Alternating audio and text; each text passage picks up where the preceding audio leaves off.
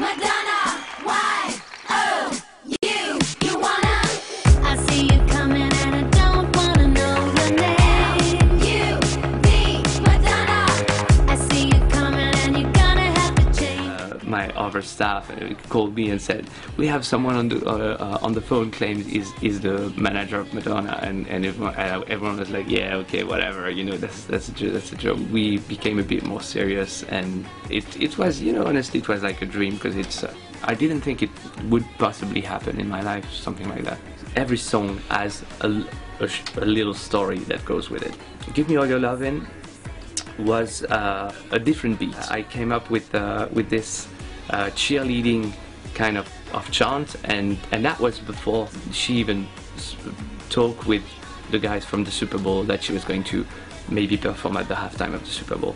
In this song there is what we call together a baby dubstep time, which and the first dubstep bridge that I made was very dubstep, a bit too much for but she liked the idea, but it was just, you know, maybe a bit too aggressive. Basically we kept the idea, and then it became also the perfect place to welcome a solo part by MIA.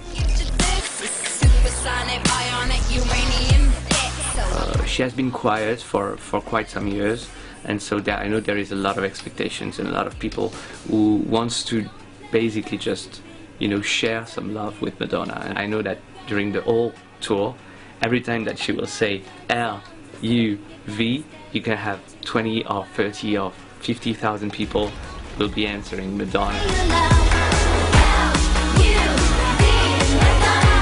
It's like a conversation that you can install with the crowd, and that's something cool when you play stadiums.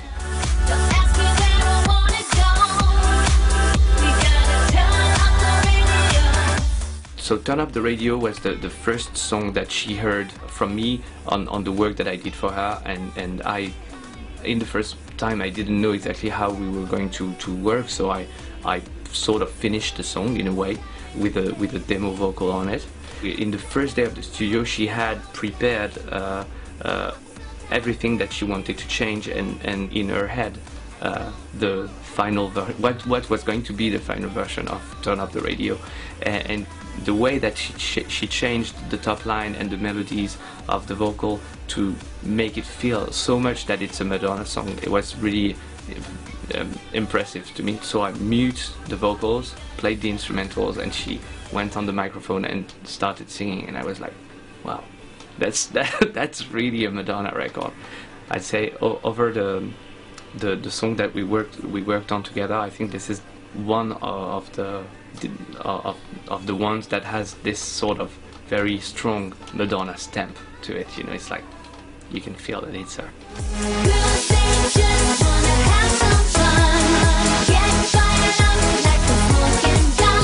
Di solito lei arrivava in studio alle 3-4 del pomeriggio, e la cosa che ha impressionato almeno me è che se c'era da fare lei andava tranquillamente fino alle 11, 11 e mezza, cioè era in studio, era veramente focused.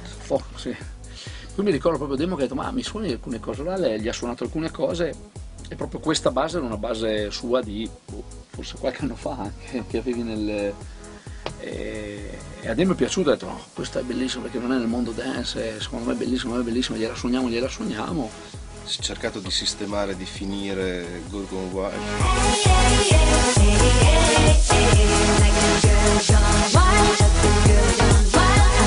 soprattutto in termini di voci, no? Di layering, stacking, cioè più voci, quali, quante, dove, e più musica, aggiungere tastiere, cose eccetera. Lei ha esattamente le idee chiare di quello che vuole, dove mettere cosa, quanto, perché. È surreale, impressionante, ma bello. 2 all'inizio. Gorgon Wild è quello che poi è diventato Addicted, I'm Addicted.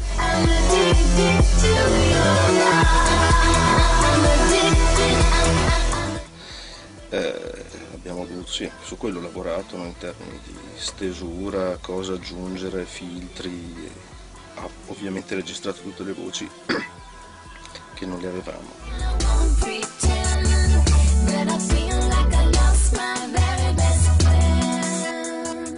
Poi invece per l'ultimo Best Friend è uscita un po' così all'ultimo momento, nel senso ascoltando altre cose anche con demo, ci è piaciuta molto e l'abbiamo fatta sentire, l'abbiamo ricostruita e dopo il traccia Io mi ricordo ascoltato, proprio- le è piaciuto. Sì, si è ascoltata la base, si è tirato giù, si è rifatta gli accordi con la chitarra, si è tirati giù e ci ha lavorato e poi gli è piaciuta. E mi ricordo che noi lavorare con Madonna, e non lo dico, era veramente un punto di arrivo, nel senso che noi abbiamo sempre, ci accontentavamo in realtà di un remix, nel senso che noi magari faremo un remix, perché comunque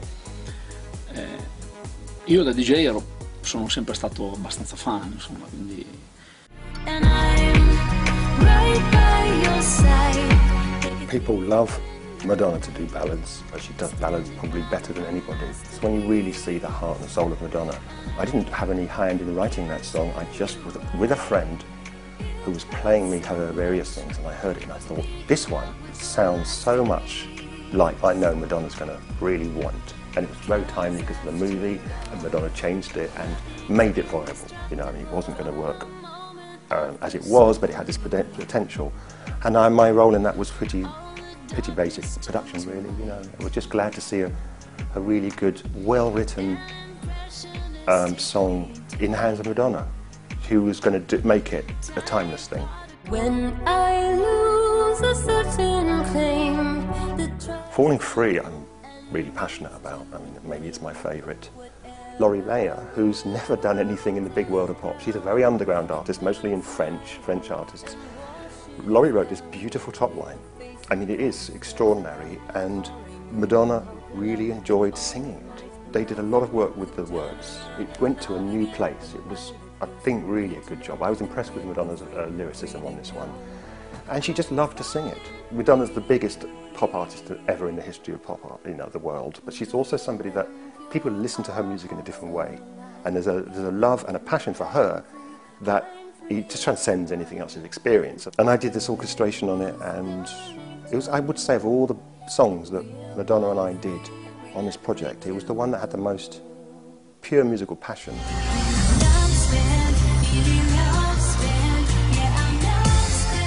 Love Spent, wow, I mean, that's, well, I did that with Jean-Baptiste and a singer called Priscilla Renee as well, who's amazing. I love working with those two.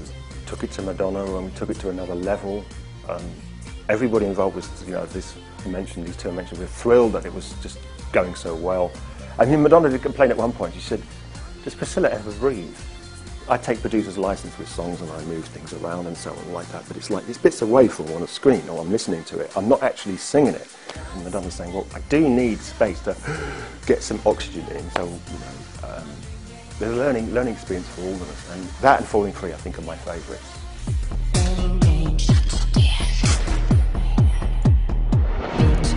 There's Gang Bang, which has an interesting story because we did a song called Bang Bang, and did it, pretty much finished it, and I remember Madonna wanted to go on a walkabout to see a sunset. She decided in the studio that she had to see a sunset. Well, we're in the middle of Manhattan, it's not the best place, there's a lot, you're going to look up and see buildings. So we went on this impromptu trip up to the roof and down along 43rd Street, trying to catch a glimpse of the sunset, which frankly all we could see was a patch of orange sky. We stood in the traffic island, you know, to get a glimpse down the street, getting honked at by cars. Like, honking by the way, because it was like two mad pedestrians being where they shouldn't, not because it was Madonna. Nobody spotted that it was Madonna walking along in the heart of Theatreland, singing musicals as she does, just like that, you know, making it up, that's what she does. We went back to the studio, and there we are, giving this track Bang Bang one more listen, and Demo plugs in his iPad and comes up with this insane beat. Madonna gets this light in her eyes and she's like, going right into the vocal booth, and she sort of sprints into the vocal booth, picks up the lyrics that are sitting on the music stand and does this incredible vocal, which only a few artists can do really well. It just came pouring out, and we knew it was something. I mean, you know, it was really an exciting experience and came out of the blue. Best kind of creativity.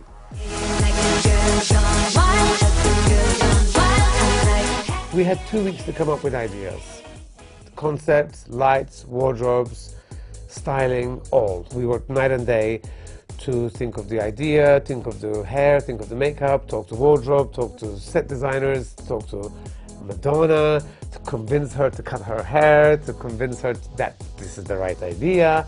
There is no difference working with black and white or color as a photographer. So we never really intended to do the color cover and a black and white single. Finally, when all the photographs came out, printed, then we decided that, oh, that looks good for album cover. Oh, shit, this picture looks good for the single. So it's a very natural process. We never really plan. It's much more wider and much more free process than that.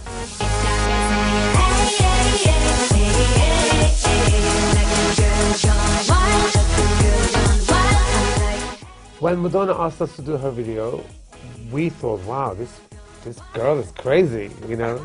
We've never done a video before, and she's asking us to do it. So we were super excited. We loved the idea of it, and we said yes straight away. I think the choosing the girl gone wild was a very natural process. It's not that we asked to do that song, nor she decided to give that song. I think it became very natural. We listened to 4 songs, and in fact we listened to the whole album, and the 4 songs we were kind of like jumping up and down and dancing with her. I think switching from, you know, taking stills to video is essentially the same. With stills, you know, there's a lot more freedom in terms of, you know, things happening maybe organically or spontaneously. Whereas in video we had to lock every minute counted. We had such a big team of people. You know, as long as we agree on the concept, so when we're there, you know, she's a natural performer, so putting her into our world, into our scenarios, whether it be film or stills, is just, you know, the same, really. You know, we come from a background where things happen without knowing, without planning. Things happen, you know, in a moment. But obviously the video world is much different to that. It has much more preparation, much more technical preparation for every step that you take. She educated us. Yes. Her being a director, she sort of, in a way, educated us. She made sure that we learned how to do it, how to do the preparation. And, you know, once that was done, I guess it was quite easy to shoot everything. It was so smooth, and we had so much fun, and the taste it left behind was really, really, really amazing. So I'd like to do it again.